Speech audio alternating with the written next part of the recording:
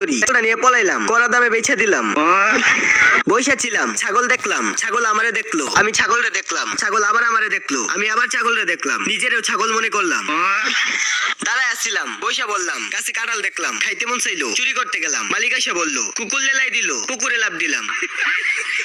পিসি পরিষ্কার করছিলাম, হঠাৎ মনে পড়লো আজকে তো এসএসসি পরীক্ষা, পড়তে বসলাম, কিন্তু আমি তো অনার্সে পড়ছিলাম। কালো কুকুর দেখলাম, কুকুর আমারে দেখলো, আবার কুকুরে দেখলাম, ভয় দেখাইলাম, কুকুর অজ্ঞান হয়ে গেল।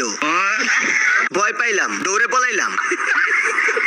পুশ-আপ দিলাম, ডাম্বল উঠাইলাম, ডান বাম করলাম, আবার পুশ-আপ দিলাম, বডি বানাইলাম। হাঁটতেছিলাম, দেখলাম পোলাপান ফুটবল খেলতেছে, শয়তানি বুদ্ধি মাথায় এলো, ওদের কাছে গেলাম, বল নিয়ে পলাইলাম।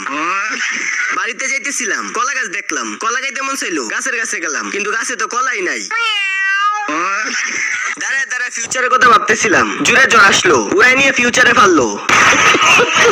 নেক্সট বারের জন্য লাইক করে দাও। ভাল লাগতেছে না, কেউ মারতে মন চাইতেছে।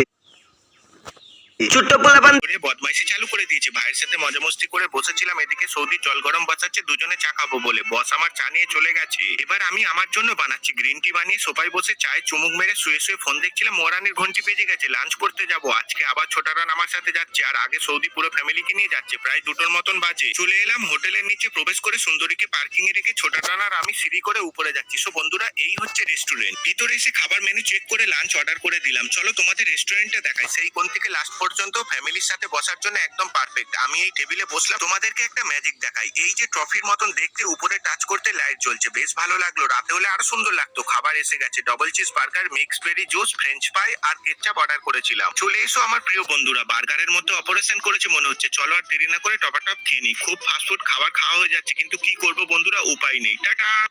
তোমাদেরকে বলেছিলাম বন্ধুরা, গুন্ডা মামার বাড়ি আছে, 2